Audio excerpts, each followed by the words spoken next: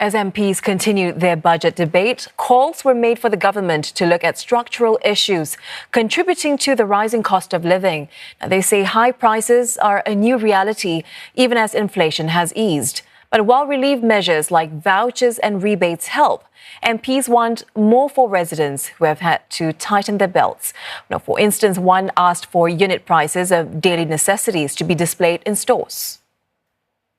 We must ensure that Singapore has a robust consumer protection regime and a price-transparent market to ensure that consumers fully reap the benefits of government and community-driven initiatives to cushion our rising cost of living.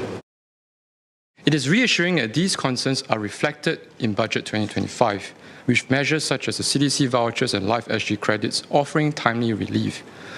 But while short-term relief is necessary, we must also address structural cost issues to ensure that the rising cost of living does not erode Singaporeans' quality of life. Several opposition MPs suggested that reliance on rebates and vouchers could mean that even basic necessities are getting out of reach. They also questioned whether giving out vouchers and handouts is a sustainable solution for long-term big-ticket expenses. While external factors contribute to inflation, it is important to recognize that COE and GST are outcomes of domestic policies.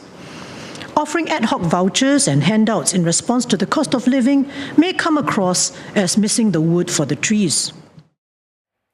Opposition MPs also questioned the discrepancy between the budget surplus of $6.4 billion and the initial projection of $0.78 billion.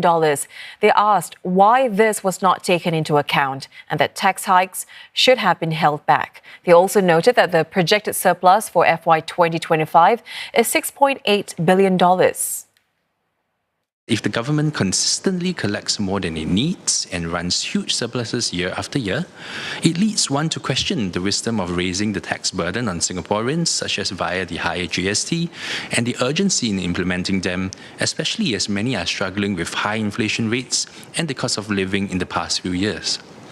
Does the PM expect our budget marksmanship to be better this year, or will we end up having a larger surplus than we anticipated again?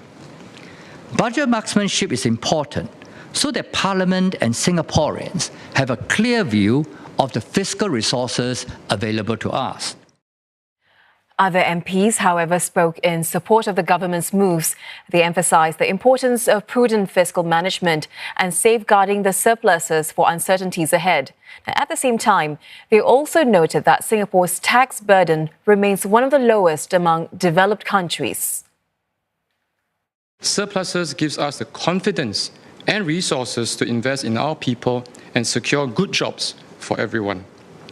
The reality is that the government spending has increased significantly, not just for social and healthcare support, but also for initiatives that will secure Singapore's economic competitiveness and protect our island from impacts of climate change.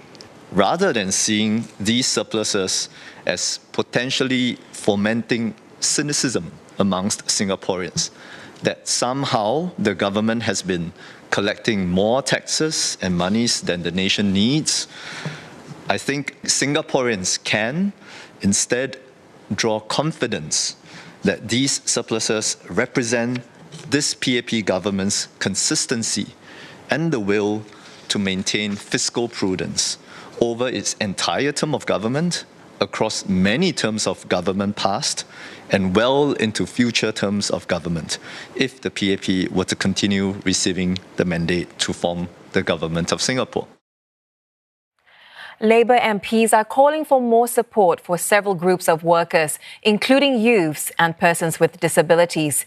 Tampines GRC MP Desmond Chew says there's a need to provide not just more internships, but quality ones. He says one way to achieve this is through a national internship standard. It would define clear internship scopes and establish measurable learning outcomes. Currently, various IHLs prescribe their own guidelines for students who undertake internships or industry attachments. Now, these include issuing interns a contract of service which lays out key employment terms. Beyond current workplace protections, establishing standards for internship quality will raise quality across the board and provide interns with a structured learning environment. Past Series Punggol GRC MP Yuan Ling and NMP Jin Si also searched for more training support for persons with disabilities. Could the Skills Future Enterprise Credit be expanded to support the training of differently able employees who may require some forms of training to be tailored to their needs as well as industry requirements? To further uplift persons with disabilities, will the government consider increasing the range of accessible Skills Future training courses, including guiding training providers to provide reasonable accommodation for persons with disabilities to attend the training? One MP raised public concerns about the safety and location of small nuclear reactors in Singapore, along with the high capital costs of building them. This as the country plans to potentially develop nuclear energy capabilities and other types of clean energy. Will these small modular reactors be situated on one of our offshore islands as far as possible from our population centre? Or might they be located deep underground within our granite bedrock, offering potential for easier containment in the event of any incident? Another MP said the $5 billion top-up to the Future Energy Fund is not just an investment in tech. It is also an investment in energy security and economic resilience. Mr. Shahril Taha said alternative energy research needs to be strengthened, along with engagements with international partners to accelerate learning. More importantly, we must move with urgency, from technology exploration to pilot programs and ultimately to full-scale industrial deployment. How do we ensure that Singapore transitions at pace and does not lag behind?